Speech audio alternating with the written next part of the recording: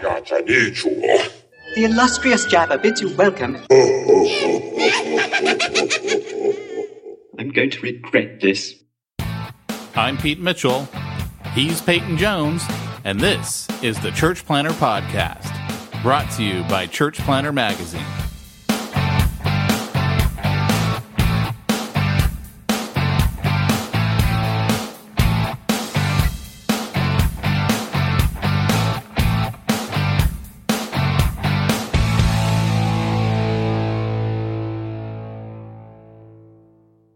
Today's episode of the podcast is sponsored by Portable Church Industries over at portablechurch.com. If you're going to plant a church, you're going to make sure you want to take care of your volunteers and make sure you do it right. All that packing and unpacking, it's a pain in the butt.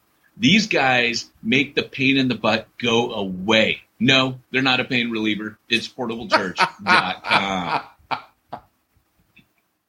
Wait. What was that? Portablechurch.com, you say? Check him out, because we got bored of our old commercials, so we just make this stuff up. See, we got to do to Portable Church what we did to Mo Give. We just got to roll with it every week. Portablechurch.com. Hey, I don't think I'm picking you up on Portable. I don't think I'm the same. I don't think I'm picking you up on the good mic. What? Hello. Tap into it. Go. Yeah, no, I'm not picking up that mic. What? Okay, hold on. We're going to do something about that, because that's not right. Sound input. Oh. Yes, you're right.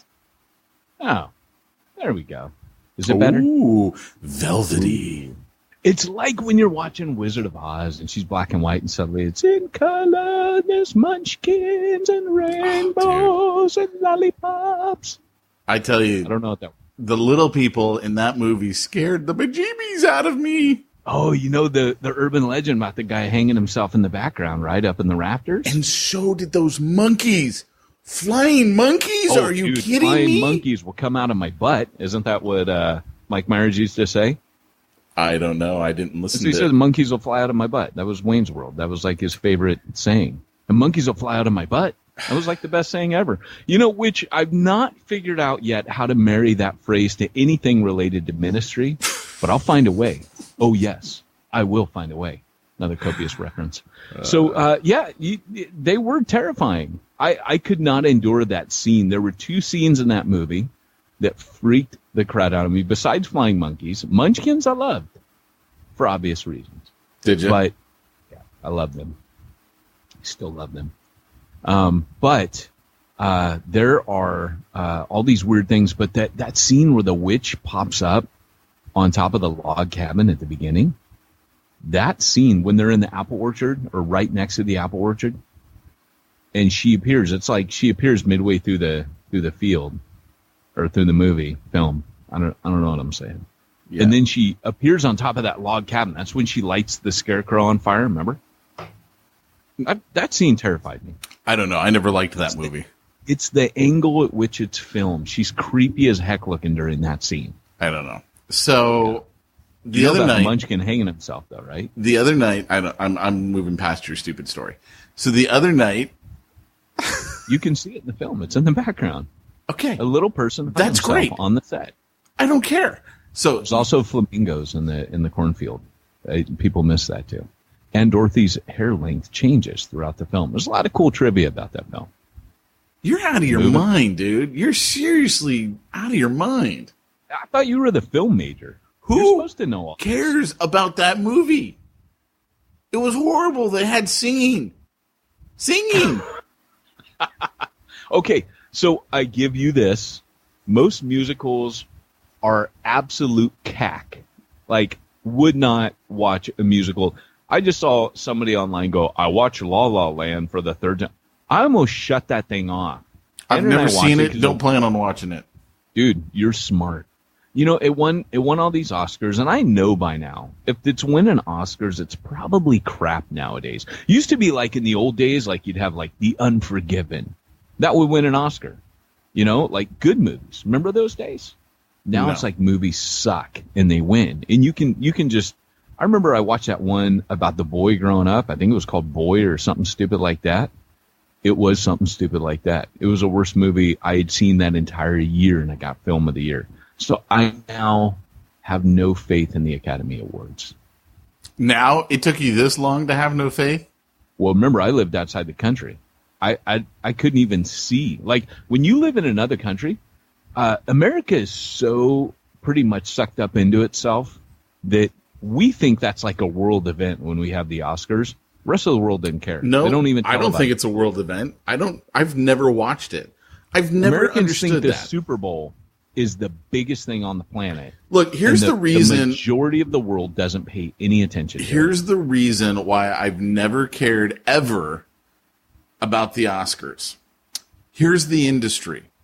We're going to vote amongst ourselves on what's the best movie and give ourselves an award, and you guys are going to give us accolades. It is such a rigged game because what's the least valued award in the movie industry? The least valued. Probably the, I don't know, man, like animation or something? No. I don't mean like in the Oscars. I mean the least valued award. I have no idea. The People's Choice Award. Oh, is it really? No one cares about the People's Choice. They so don't care what we think that's like, oh, you won a People's Choice Award. Who gives a rip?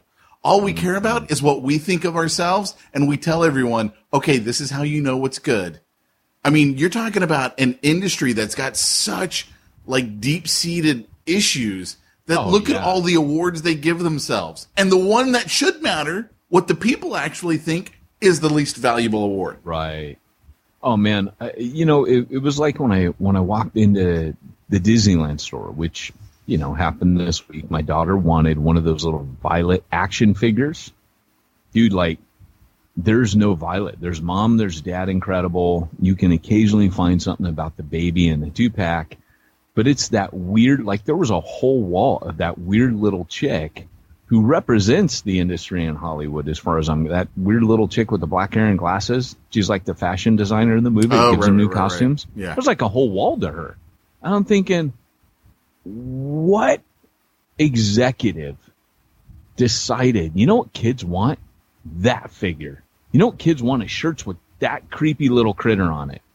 Because as far as I'm concerned, and she babysits the kids in the movie, and you're like, okay, this is really weird. With all the kids getting abused in Hollywood by these kind of people, yeah, I'm not feeling this right now, Incredibles. This is not incredible at all.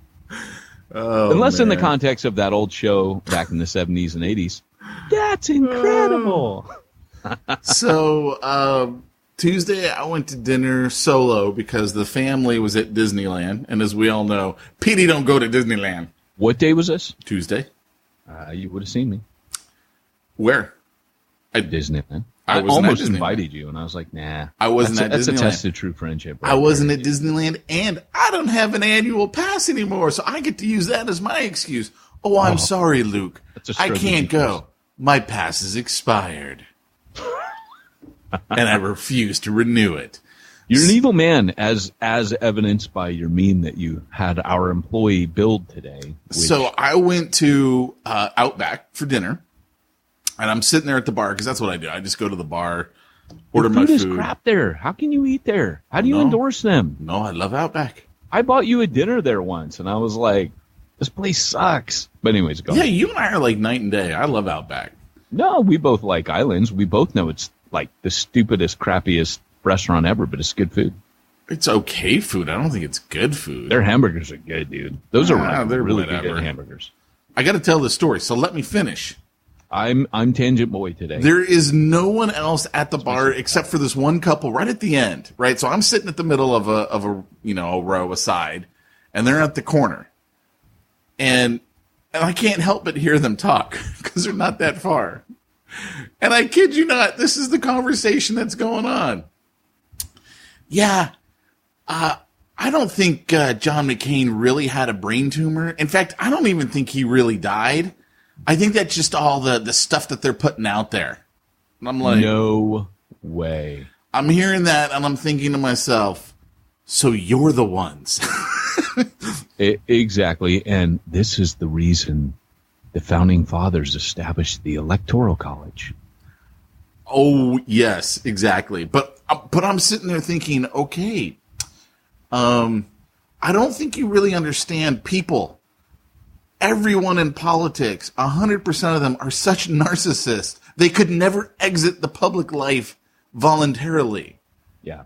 Because they all got to be the center of attention. So then the conversation goes on further, and I'm hearing bits and pieces of it, and I'm trying not to crank my head every time I hear them say something and look at them like, are you serious? Did that just come out of your mouth? Oh my gosh, are you serious? Then she gets on Michael Jackson. Oh no. And how Michael Jackson really looks like Janet Jackson, and how he always had to wear these masks every time he went out in public, and how she really didn't think Michael Jackson had died either, and that he wasn't real. Like, it was really Janet Jackson who was faking, and she just got tired of having two lives. And you're kidding me. No, this is the conversation going on. These people are voting and reproducing. Well, this was the woman. The man, I couldn't tell. I couldn't tell if they were together. I mean, they were obviously together at the place, but I couldn't tell if they were together. But he's not like objecting to anything. And then he throws in, and this is when I was like, oh no. Now I know why I'm here and I need to hurry up and leave before God smites me. Because then the conversation went to, yeah, well, that's why I got problems with the Bible too. And then they started going off on things in the Bible that were just misunderstandings. Like, they didn't understand what they were talking about.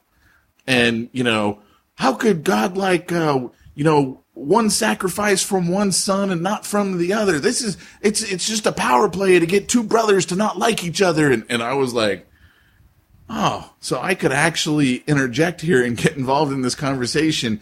But we all know Petey doesn't really talk to people. Yes, you do. I don't. I'm surprised. I don't. And I was like, oh, wow. You could have so easily interjected, like, I could have. I could have. Like, you had all the ammunition. You could have been like, hey, you guys have been overhearing your conversation, and you know that the moon is really a space station inhabited by reptilians. Yeah, and then when it got on the conversation of the Bible, how good would my Well, you would have come back to that. You would have first earned their trust. Or maybe I could have earned the trust with the flat earth. That Steve-O guy, he's crazy. He went up in a jet. He was, lack oxygen to his brain when he saw the curve. Hey, welcome to the Church Planner Podcast. I'm Peyton Jones, and this is Pete Mitchell, which we never introduced. If you're new here thinking, why am I here? Why am I staying on? Surely they're going to talk about church planning in about 20 minutes. Yes. Welcome to Smack Talk. This is what we do. We talk real life. If you find it offensive and boring, you're either British or sorry, I didn't mean to alienate all of our British. You're English. The Celts dig Scottish, Welsh, Irish. You guys are totally down with this. You're working class. The rest of you, though, you're mad. So that was so wrong. On so many levels. On so many levels. And but anyway, welcome. And because if you don't like Smack Talk, you're probably not going to like church planning, because you're going to be like sit next to people like Pete described in an islands and or Outback. And apparently that's a more expensive restaurant, Pete. I'm surprised that people with a little more money are, that unintelligent. I don't. If you think Outback is expensive, I think you. Well, there's like Denny's. There's Islands, Denny's. There's kind of like they're all in the same. And then like Outback is a little bit. It's like a Chili's, but it's a little bit. It's a little more. It's not like a plate. Chili's. They have never gone baby back ribs. They're a little bit pricier though than Islands. I was talking to this one church planner this week, and he said to me, I made my money the old-fashioned way. I got run over by a Lexus. And if you want to learn how to get run over by a Lexus, head on over to BibleInnerCircle.com, where we'll teach you how to make your money the old-fashioned way, bivocationally. I was like, Where's he going with make your money the old-fashioned way? Rob a bank? Print your own? Do like Paul do. Make your money working with I your actually hands. liked that. I was like, do like Paul do. I was like, well, that's pretty good. Where are we going with this? Hey, I'm not okay this week. I'm going to be honest. I am rough. Rough. And I'm not going to complain about it because it's like, suck it up and hang in there, kitty. Which Pete gave me a prophetic meme today with my face on the cat's head. It was, if you know, Pete and I have a running joke with the hang in there, kitty. We shoot it to each other. And whenever we can tell the other is under stress, we send a little hang in there, kitty. And I got a special hang in there, kitty, today. And I got tagged on Facebook with multiple. The teeth was a masterstroke. It really was, right? So we got this assistant. Give me Igor teeth on that one. We got this assistant, Benz. He's been with us for like 4 years. And he emails me yesterday and he goes, hey, I don't have any work today. So I just sit here until you give me work. And I'm like, oh, I have something really important I need you to do. And I sent him the hang in there kitty poster pictures. And I'm like, put Peyton's face on these. He's the one who came up with the teeth. Whenever you need him to waste time, you hit me and I will give him tons of crap to do. No one likes your stuff though. That doesn't matter. Benz likes everything I throw at him. Benz is sir. like, rock on, sir. This is the best, sir. He's like, job security, sir. I'm still working, sir. I like that. What I love is when I send him stuff, he goes, Sir Pete, Sir Peyton has sent me this. I don't understand. As almost everything I send him, I know is going to be sent to you. So he's like, please explain this. And you're like, I have no idea what he's sending you. Yeah. I'm like, how did he even get your email? What's going on? I don't let him talk to you. So, what else is going on for you? Oh, dude, I'm like Mr. Part-Time Contractor right now. It's, everything from HVAC to digging trenches in my front yard. Do you feel especially manly building your own house? No, I feel, here's the bad thing is on that strength finder thing, I'm a learner. So that means I kind of get off on learning new things and kind of living vicariously in other people's trades and fields. So I don't need that kind of interest right now. I'm already kind of spread myself out too thin. So now it's like, hey, you know what I'll do? I'll build my own house as well, which sucks. So when I can right now, I'm having to put my kitchen together. I'm learning everything, man, about everything. I'm arguing with tradesmen, which once you start paying attention, you know what's what? You start figuring out where they're lying to you, and that gets real fun. So I've been tangling with one of my tradesmen that I'm stuck with because he had work done under the bogus. Let's just leave it there, shall we? And I have to pick up with him, and so it's not been fun, you know, tangling with people. So, but it's what you do. That's why my house is almost about ready to fall down on top of me. It's because I just don't want to deal with those people. Thing is I took one of those strength. I had to do it wasn't strength finders. It's called the predictive index, and I had to do it for work.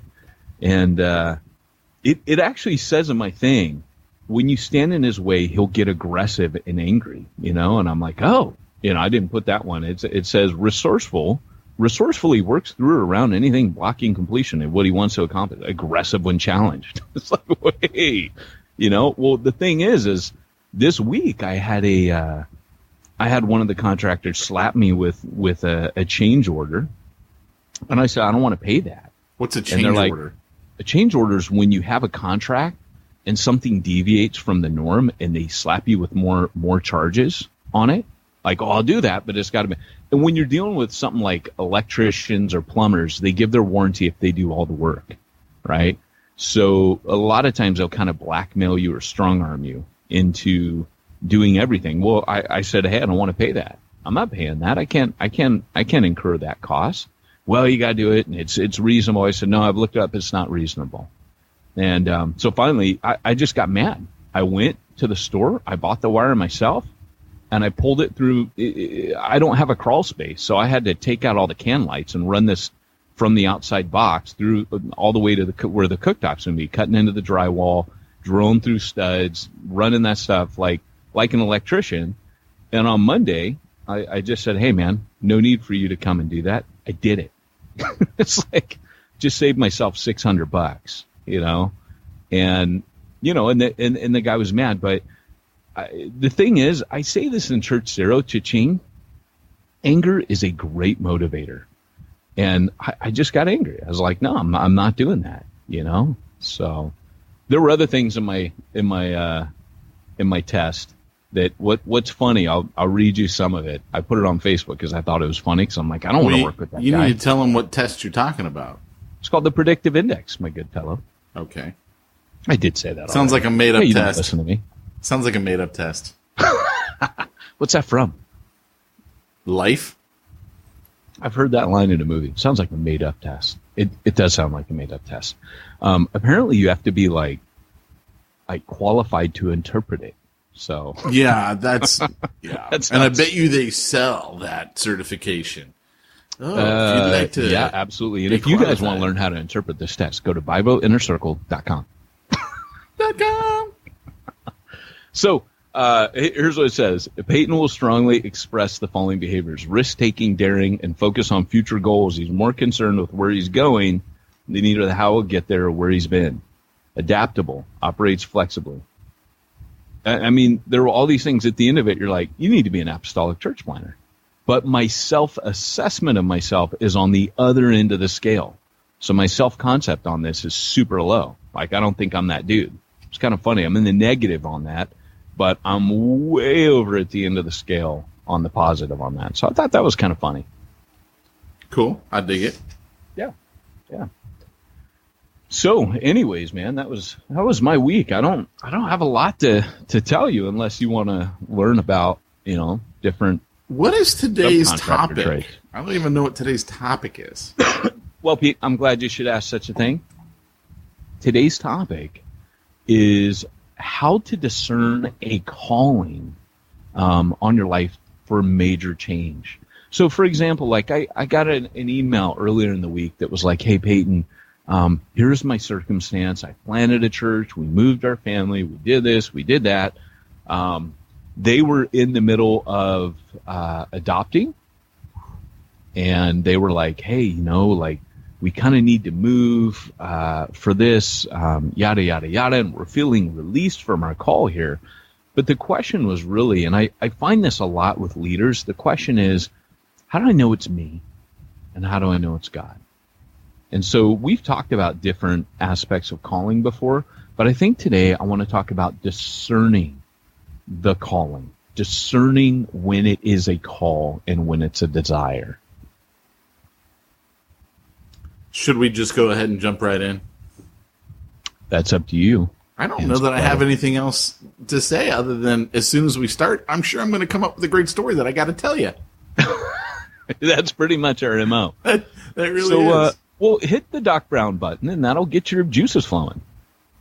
Great Scott! It's time for this week's topic. Let's get down to the nitty-gritty. It's that combo move, isn't it? It really is. The 1-2. It's like I got to hit the comma, and then as soon as Doc's done, I got to hit the M, and that's playing the sounds. Oh, is that how you got it? You got it hot wired? I got a soundboard. Nice. So, like, if I want Nigel, it's I. Is this Pete Mitchell? This is Nigel calling for Pete Mitchell. Pete, it's Nigel. Please call me back. It's important that I speak with you, Pete. Hey, all I got to say is, when it comes time for Peyton to deal with contractors, this is what he has to say. Calm down, diddly diddly diddly diddly diddly. They did their best, shoddily diddly diddly diddly. Gotta be nice, hostility diddly diddly diddly. Ah, hell, diddly ding dong crap. Well, that's the thing. This is funny. I mean, I'm getting older, and you know, I think when you've been older, you realize in life it really doesn't pay to tangle with people. This is how I feel. This is my attitude through this. I'm going to tangle with you. When I say I tangle with you, it's more them getting all bent out of shape. With me, I just stay calm. I stay professional. And my attitude is kind of like, it's my house. And you don't have to like this. I didn't count on your warranty anyways because I don't like your work, but I'm stuck with you. So my attitude in this has not been I need to tangle with you and get into a fight. I think nowadays when you get older, you get a little wiser with conflict. That would be a great topic, conflict and conflict management. I don't think most church planners deal with conflict, though, in their church plant. You know, it's funny you say that because I think if you do it right in the beginning and you put the right stops and breaks on your church plant in the beginning, in other words, you put the gate to come in place, you have less of a problem with the gate out. You know what I'm saying? With everyone freaking out and leaving. You make it a little tougher to get in. You make that buy-in thing a big deal at the beginning. And then you're still going to have it. You'll always have it. But you learn to manage it. And I think what a lot of church planners do is they take people that have massive agendas. And then the conflict happens when the reason they're trying to plant the church, which hopefully is to reach lost people, doesn't line up with the self-focused agenda that other people come in with. Well, I need to do this, or we need to do it. We need to make this church like this. I think that's where a lot of the conflict happens. But if you're wise about who you're recruiting, which I think Paul became wise when he dealt with John Mark, I think he kind of was a little more hardcore after that. I think he made it tougher to go with him in future. Oh, you want to come, John Mark, because you're Barnabas's nephew? Oh, hey, no problem. Come along. And I think after that he was like, that's not enough for me anymore. It's got to be more. Blood, sweat, and tears. You got to be ready for it. And you got to know it's going to suck, and you got to endure hardship. You got to be tough to come with me. That's my thought. Cool. I have others. Probably. Knowing you, I'm amazed we can shut you up half the time. That is a problem, isn't it? And I do remember before we got on the podcast, you said, I don't even think John McCain is really dead. I think he made that whole thing up. It's right up there with my theory that I got from Bubba Hotep about JFK being relocated as an African-American man with a bag of sand implanted in the back of his skull. Yeah. You've seen Bubba Hotep, right? No, we've talked about it before on the podcast. Halloween's coming up. Everybody go rent Bubba Hotep. First of all, who rents movies? Although I saw it on TV. I can't be, if there's naughty things in there, I can't be responsible. Yeah. So, anyway, back to our originally planned topic. See, it's what we do. We were off to a good start. So we got time now to really hit a topic. So let's hit it. So how do you know when it's God telling you to do something and it's yourself? So let's say it could be everything from planting a church. It could be everything to moving to a new city. It could be, I planted a church. How do I know when it's time to plan out again? Or how do I know when it's time to hand off the church? How do I know when it's time to send out others? And these are all things that are super important. And you need to be able to understand the dynamics that happen when you're trying to discern the call of God. Now, there are plenty of things. Let's start from the outset and acknowledge that there are plenty of things you do not need a call, a special call for. And I think sometimes Christians get a little bit overly mystical about these things. Like, for example, should we adopt children? Do you want to? Well, we feel we should. There's so many. No. Back up. You want to. Sometimes, no. Look, I don't think you need a call from God to adopt children. If you want to adopt children, adopt children. If you don't want to adopt children, please don't adopt children. That would be bad for them. So, there's many things in life, where I think God gives you strong callings. And the best way I can do this today is kind of start off, just lay down that framework that there are a lot of things that we say God should call us to when they're not things God should call us to. Where I think God gives us a lot of freedom to make a lot of decisions. And you'll find people say, yeah, but I don't want to make a wrong decision. There is nothing in the Bible that is going to prevent you from making bad decisions. I don't care how tightly you're walking with God. You'll make less as you're walking in the Spirit, for sure. But I believe that sometimes we're allowed to make decisions that were wrong so that we learn. So I don't think we have any guarantee in our life of not making bad decisions. I recently made a terrible decision. I had my antenna out, I was being careful, and I made a bad decision. And I was praying about it. So let's just... I really can't wait to find out what that decision was, because I noticed how you strategically avoided saying what it was. And now I'm just as curious as can be. I can't talk about it here. Hang in there, kitty. Only because Hang in there, to kitty. do with my house. Hang in there, kitty. Hang in there, kitty, because all these things can become legal issues. Yeah. And so, I have to be super careful. But here's the deal. You're never, but everything can be a learning experience. And I think that a lot of us buy this prayer of Jabez nonsense, that's the formula for life. Oh, avoid all suffering. And who wouldn't want that? But you know what? Jabez is one little teeny character who gets one sentence in the Bible, and the rest of the guys that walk tight with God their lives were fraught with suffering. And I've been tapping in recently to a guy named Jordan Peterson. It's because they didn't read the book.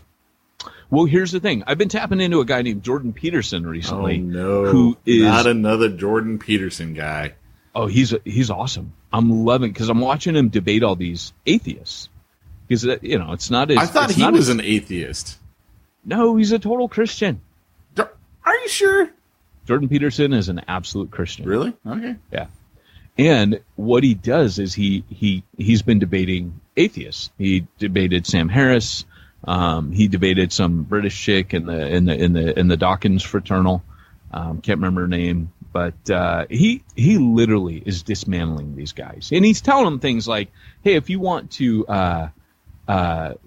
take on Christianity, it's cool if you want to, exit your lane and get in our lane." But he said, "But here's the problem." He goes, it's not your field of expertise, and you're setting up straw men when you're attacking the fundamentalists, and all of you do this.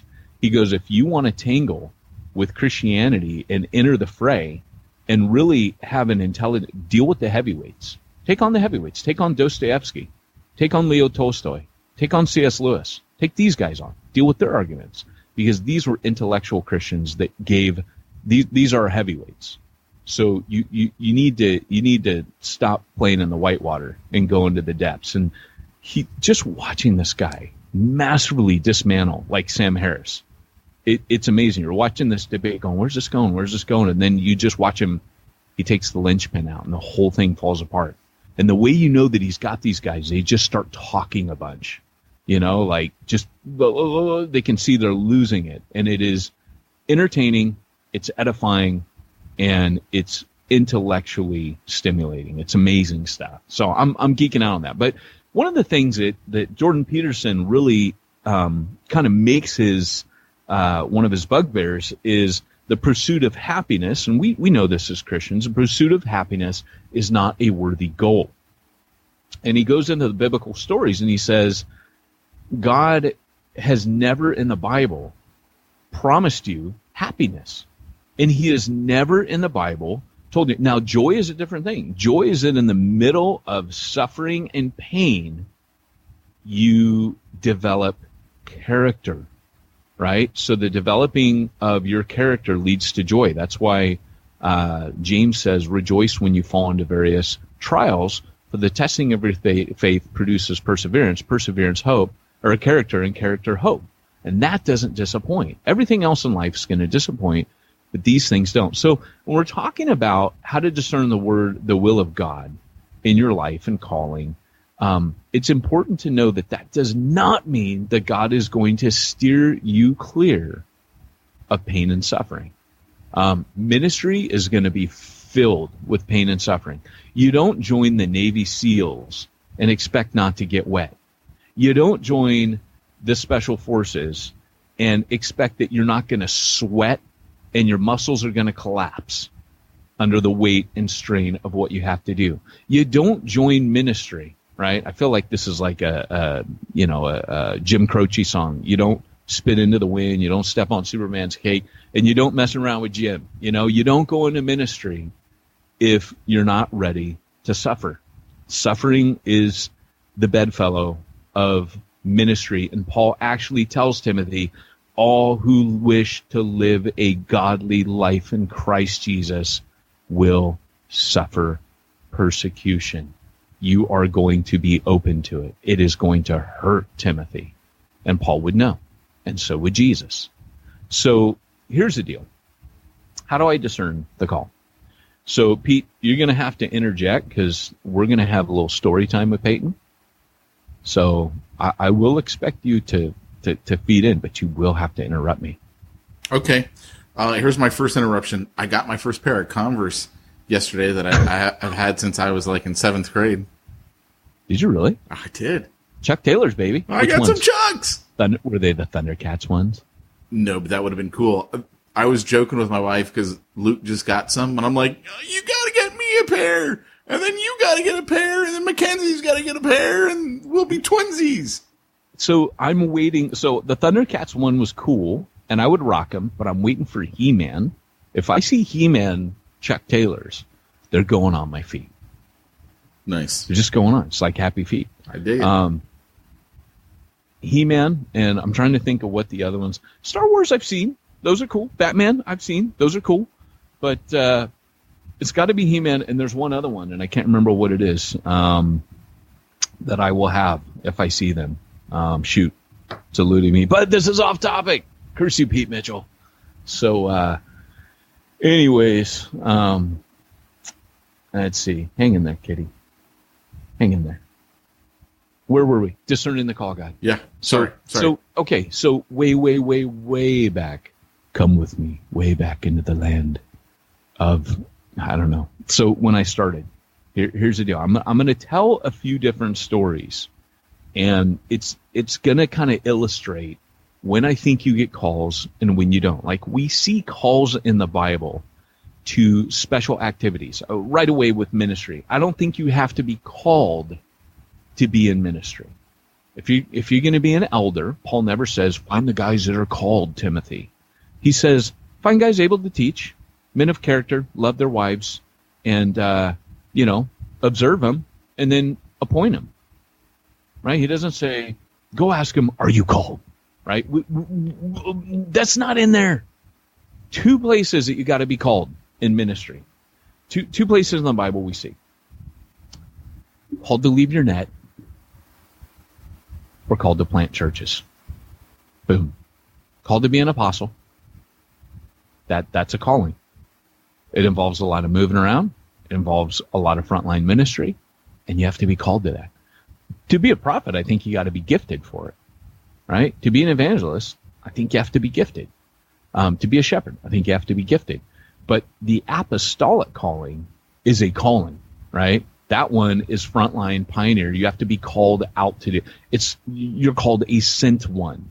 So you're called, and if you're called out to that, the sent part means you have a destination. God has somewhere he wants you to go. And we see that all throughout Scripture. Way back in the beginning, we see God calling Abraham and telling him, go here, do this, wait for me. I will meet you there. And it takes Abraham like 14 years to obey that call. And when he does, God meets him. So we have this like 14-year gap for Abraham where nothing really happens because he didn't obey that call. And so I think we're called to go certain places for ministry, frontline or apostolic ministry. And I think we're called to leave our nets full time. And those are special calls. Not every Christian gets those calls. So let's get that aside. Not all ministry requires a special calling. And by the way, anything God tells you to do in the Bible does not require a special calling. It requires normal obedience. So you got to do that. But for me, I'll just kind of tell you what happened. I'm going to go through a little bit of my journey quickly. This is a whistle-stop tour of how I got called. The first calling I ever got was surprise. Like, I'm going to call you, and you have nothing to say about this. It's in the future. It's kind of like, Merlin coming to Arthur saying, he who draws the sword from the stone, he should be king. That was a quote from Excalibur. Weird movie, but good. Good job. Yeah, you're welcome. And, basically, someone in an afterglow, when I was very young, I was like a year old in the Lord, this lady from our church, because in the early days, man, I remember it hadn't been that long since the Jesus movement. In 1987, you're talking like 10 years after like the afterburn of revival had hit. So this lady laid hands on me and she was crying.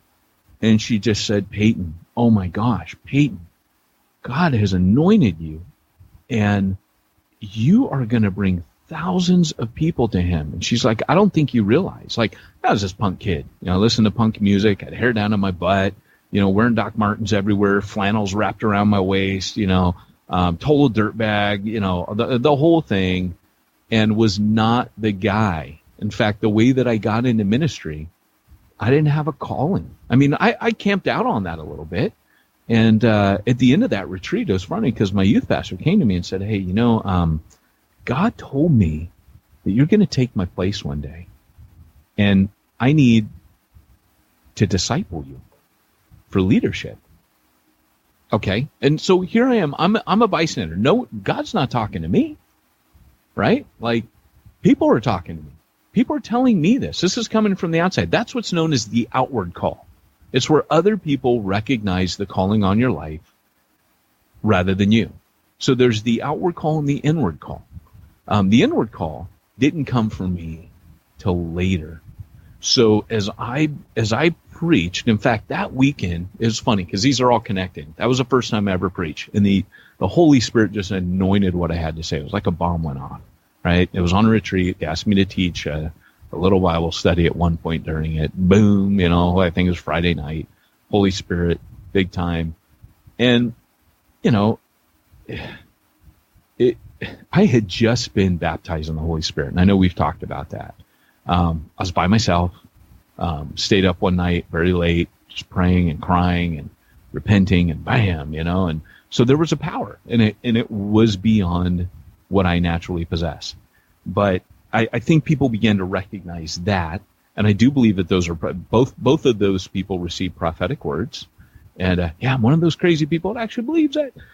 In fact, on that very retreat, someone got healed supernaturally. And I was not from a charismatic Pentecostal church. I mean, this was a word-based church, but the Holy Spirit was flowing.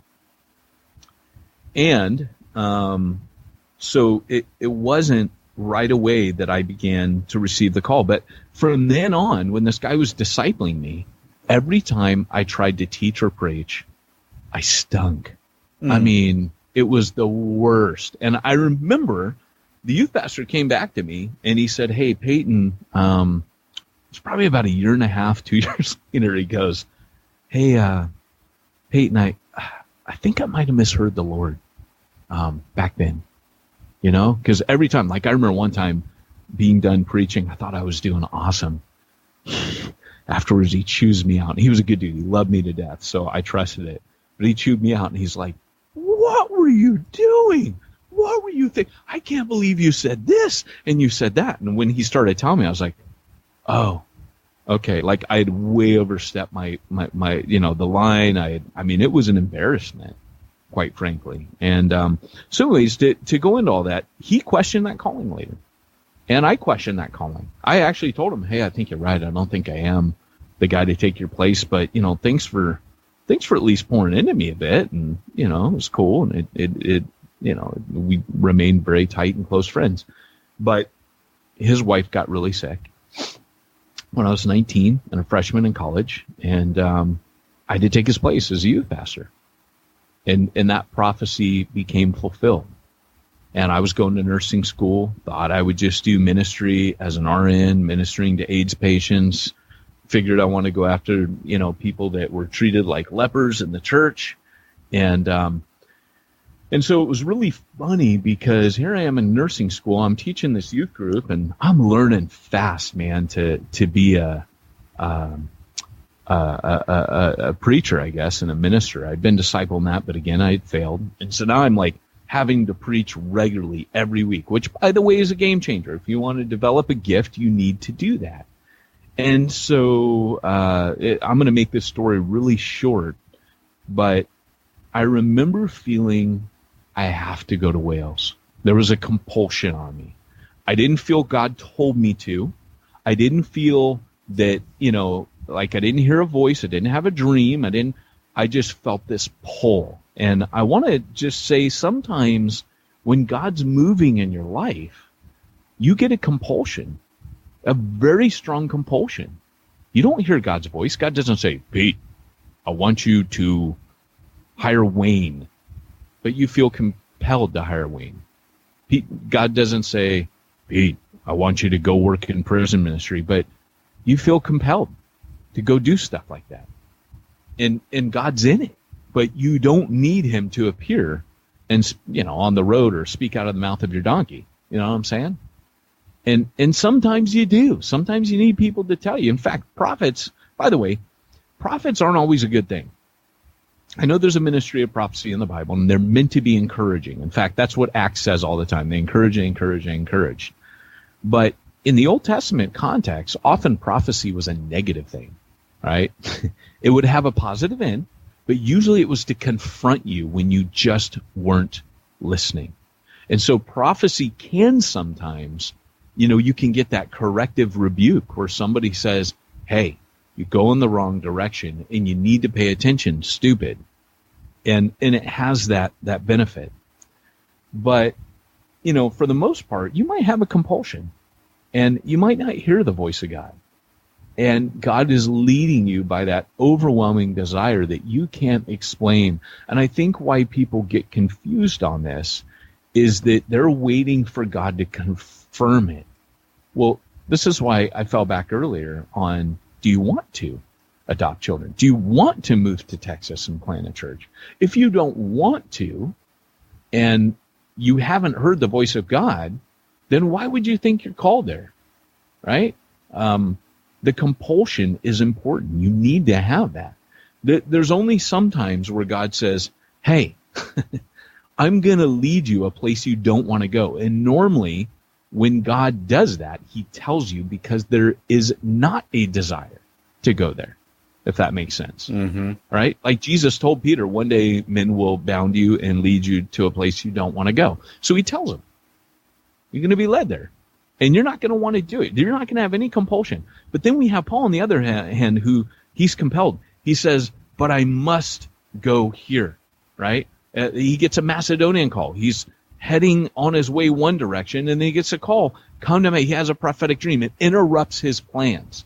So God will interrupt you if he wants you to go somewhere and you're going the wrong direction. But notice that Paul wasn't like, God, where do you want me to go? Paul, I want you to go back. No, Paul had plans. He had desires. He had things even that he felt he needed to do. So when he goes back on his missionary journey, it doesn't say that God told him. In the very beginning, on his first missionary journey, he has a prophetic word that says, set apart Paul and Barnabas for the work that I've prepared for them or called them to. And then they get sent out. The prophets lay hands on them, and they send them out of Antioch. And thus begins Paul's first. So there was a prophetic word, there was an outward call, there was a laying on of hands. And Paul, you can see, Paul wants to do this. There's that compulsion. But then later, Paul says to Barnabas, let's go back and visit the cities that we first did and strengthen those churches. I always like to point out that was a bad thing. When he says strengthen what is weak, he had written Galatians, like he meant in the sense that some of them are heretical. Let's go back and strengthen them. It wasn't just, hey, let's go give them a shot in the arm. It was, hey, we did a bad job. We made a mess of our church planting endeavors, first missionary journey. We got to go fix this. There wasn't a Paul. There wasn't a compulsion. There was a need. And Paul obeyed the need. And he got out there and he did what was needed. And on his way, as he's on that journey, God meets him and says, the man from Macedonia. And notice, every time God leads Paul, it's different. Sometimes he gets a voice telling him of his calling, like the Damascus Road. Other times circumstances prevent him. We attempted to come to you, but a door was shut. That's circumstances. All of these things tie into the will of God. And so I can't give you a cut and dry answer, but what I can say is pay attention to the narrative of Acts. Listen to Paul's language. Listen to what he's saying. At times there's a compulsion, for I must preach the gospel. Woe unto me. You know, I have to be in Jerusalem by the Passover. There's these compulsions. And of course, Paul got a prophecy about going to Jerusalem, that he would go there and be bound. He didn't want that, but he felt that compulsion. I have to go there. I have to get there by Passover. And of course, you know what happens? He gets chained and set in prison as a result, but he had to do it. So you'll see this combination of circumstances, compulsions, prophetic words, and then the inward call where you just know you have to do, like you feel God's telling you, and it would be disobedient not to. And so there's all four of these different dynamics. I remember the inward call came to me because when I was outwardly asked to be the next youth pastor, it was funny, I was asked to come on staff. So I was temporarily filling in the gap for the high school pastor. But then one day my college pastor came to me and said, hey, Peyton, how's college group going? Well, we had a leader who was, really, there's no other way to say it. He was very abusive to the college group. And he and I had been tangling because I was supposed to be his assistant, and I kept confronting him. And he was like an executive. He was, a millionaire. He was about 40 years my senior, and 50 years maybe, 30 years maybe. And it was very difficult. And I don't think I handled this, but I would confront him and say, hey, what you're doing is wrong. And you need to stop doing that. You're beating the sheep, man. You need to knock it off. And he'd be like, how long have you, like he would start picking me apart. And I remember the pastor said, how are things going? And I had just prayed like the day before and said, Lord, if you want me, I'm not going to say anything against this guy.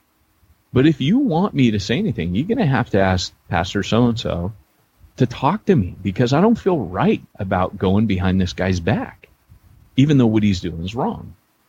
And the next day, Pastor asked me at church, hey, how are things going? I said, it's funny you should ask. I just prayed that if I was supposed to talk to you, you would come talk to me.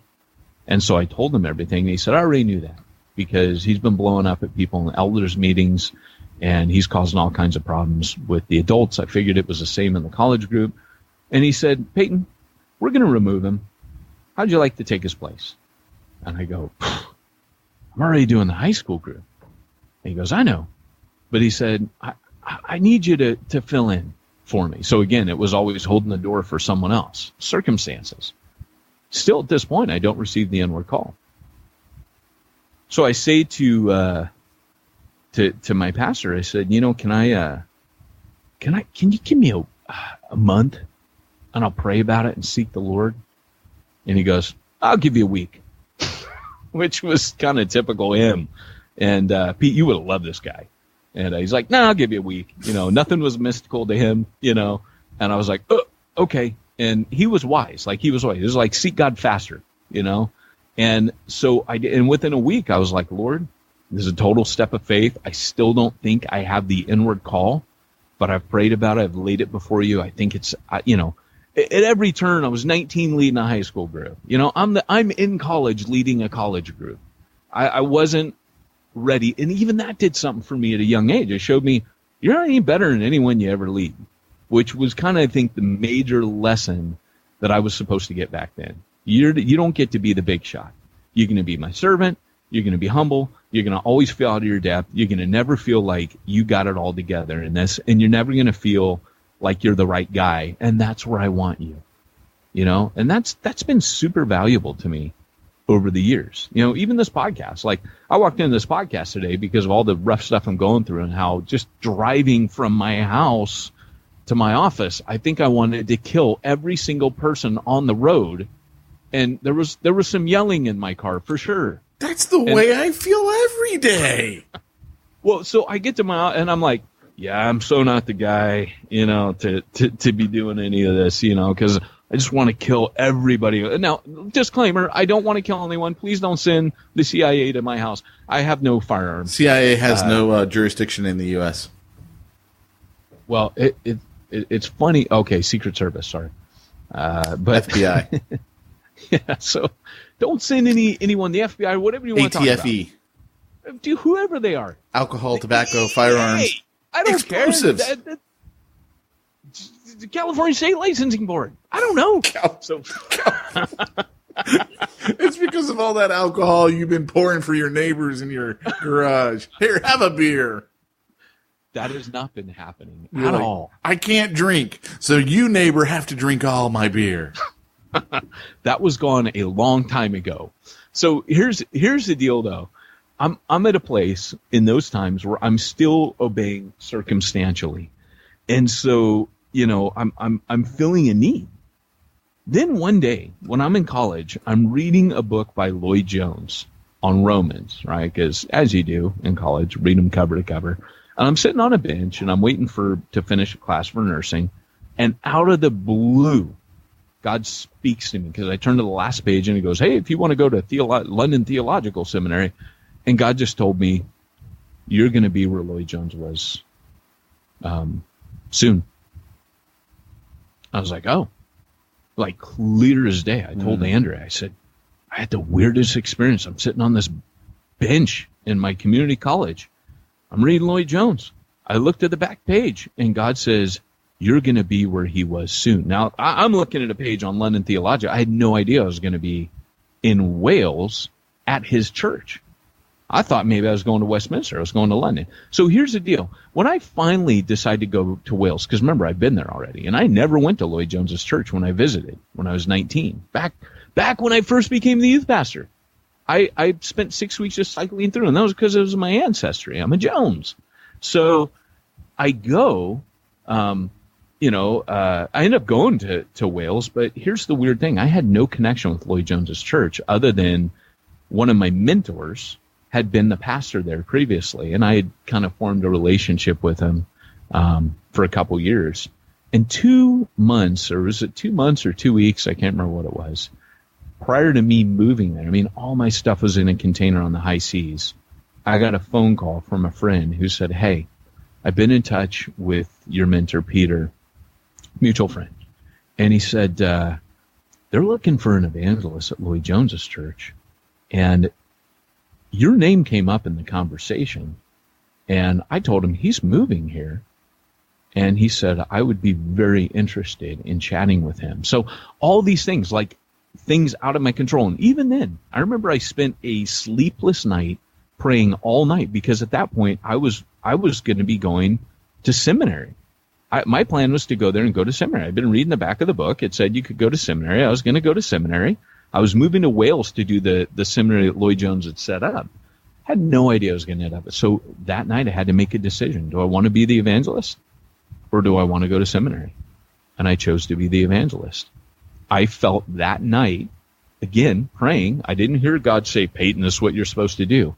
But I felt a compulsion to serve as the evangelist instead of, and sometimes for me, that's what prayer is. It's weighing through, it's waiting on God, but he may not give you a verbal. He may just give you a compulsion, or he may say, as I found before I planted Starbucks, I'll never forget, and this is where you start getting into the deep stuff. I'll never forget getting kicked in the teeth by one of the churches I pastored in Wales. And again, God's not going to save you from pain. But I remember afterwards, I was wounded, deeply, deeply wounded, and I quit ministry. And I remember saying to Andrea, up to this point, I've always had God tell me what to do. There's a whole nother story about how my church got called Pillar, because God wasn't talking to me. And Andrea said something profound, and I knew what she was saying was right. She said, "I think at this point, God has released us to do what we want." You see, always before, God had been like, "Peyton," like when I started getting my inward call, like to go to Wales, or to be at Lloyd Jones's church and stuff like this, I started getting inward calls. Like, this is my calling. I know I'm called to do this. Like, I knew I was called to go to Wales. That's another story I can't share. But when it came time for me to consider being the pastor at Refuge, by the way, I think you did share it last week. I did share the alarm. Okay. So when I got that calling, I was re-listening to that podcast. It's so funny. I just showed up at his door, and she said, "Would you like some tea?" And I said, "Yes." And it became a thing. You can't do another Peyton Jones. You can't just invite people in. I'm a byword in the Mike Peters household. Yes, but it's funny because I was like, hey, At this point, God's saying, what will bring you joy right now? Just, do what you want. And that's where I realized, like, I don't want to be employed in full-time ministry at that point. That's where I was. But I remember going, but God, I still got a heart for lost people. And that's never going to go away. I'm always going to care about the people around me. I want to kill them sometimes, and then other times I want to save them. Maybe I want to save them and then kill them. Or can't work the other way, but you get my point. It basically was, in Catholicism, there was this freedom. And guys, I think it's like that. It's sometimes like if you've ever been to Autopia at Disneyland, that ride where, those cars are on a track. God has a track, but there's a lot of playing the wheels. I'll watch my little girl, and she'll be in that little car, and she'll be staring all over, and we're going ka-dunk, ka-dunk, ka-dunk, ka-dunk on that rail nonstop. It hurts.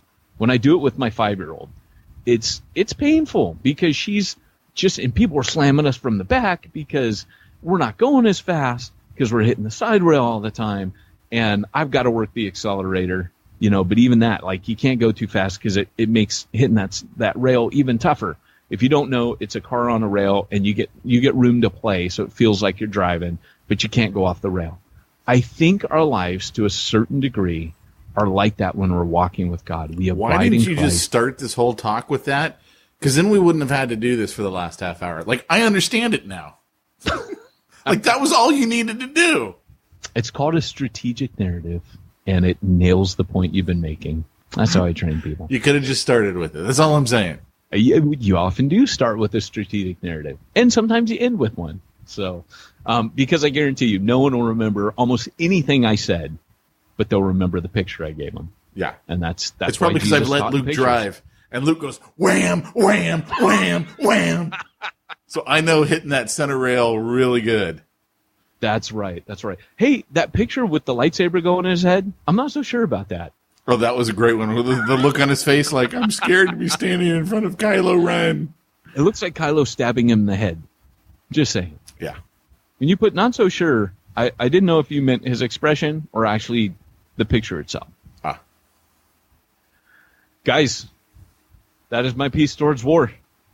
Which also is a quote from Excalibur, if you've heard me say that and you don't know where it came from. There it is. King Arthur. I'm in a King Arthur kick right now. So I can't help it. But let's say I've been called, but I don't feel like I've been called to do payroll and workman's comp and IRS compliance. What would you say to that? I'd say there are people that have been called, Pete, to do just that sort of work. In fact, they get up in the morning and they think, how can I do someone's books for them? How can I keep someone IRS compliant? How can I do payroll for somebody? Well, how can I be someone's virtual assistant? How does a guy like me find someone like that? Oh, glad you asked. You don't even know. We need to wait from a lightning bolt from heaven for this one, Pete. All you need to do is open up your web browser and type in simplifychurch.com. What was that? Simplifychurch.com. Simplifychurch.com? I can't make it any simpler for you, Pete. Just go to simplifychurch.com. Simplifychurch.com ought to get Shaquille O'Neal to do their commercials. He seems to be doing everybody's commercials right now. I think he ran out of his basketball money. Yeah. It's, it depends on which universe you're in. If you're in the universe, you really got to go to the bathroom. Was the genie. You really got to go to the bathroom doing all the commercials. And if it's universe where Shaq was the genie in the movie, then it's that. It's the Mandela effect. You really got to go to the bathroom, don't you?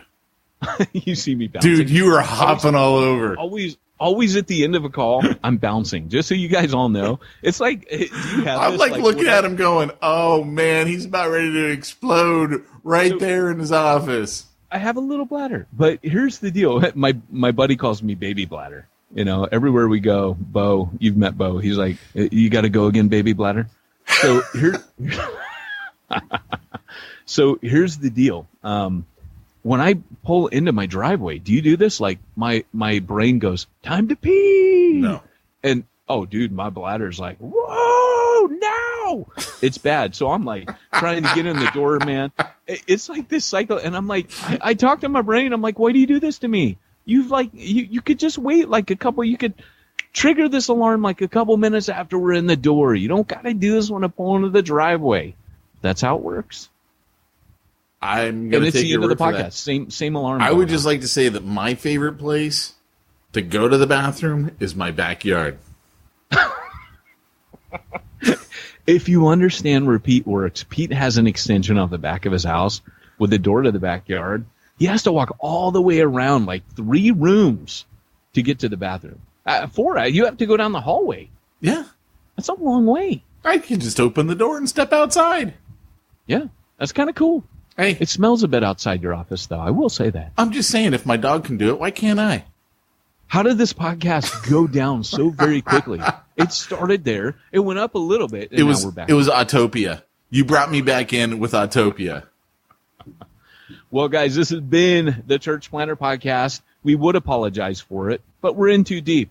Thanks for joining us today, where we remind you, if you want to reach the ones no one's reaching, you need to go where nobody's going and do what nobody's doing.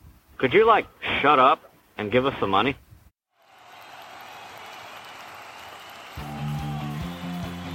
Thanks for joining us for another weekly episode of the Church Planter Podcast with Pete Mitchell and Peyton Jones. We'd love to hear your comments on this episode of the Church Planter Podcast. Visit us online and let us know what you thought at churchplanterpodcast.com. If you subscribe to us via iTunes and have enjoyed the podcast, leave us a positive review. The more positive reviews we receive in iTunes, the more iTunes will promote us to other church planners who would benefit from this show. This podcast is brought to you by the Church Planter Magazine, which is available in the iTunes newsstand or online via churchplantermagazine.com.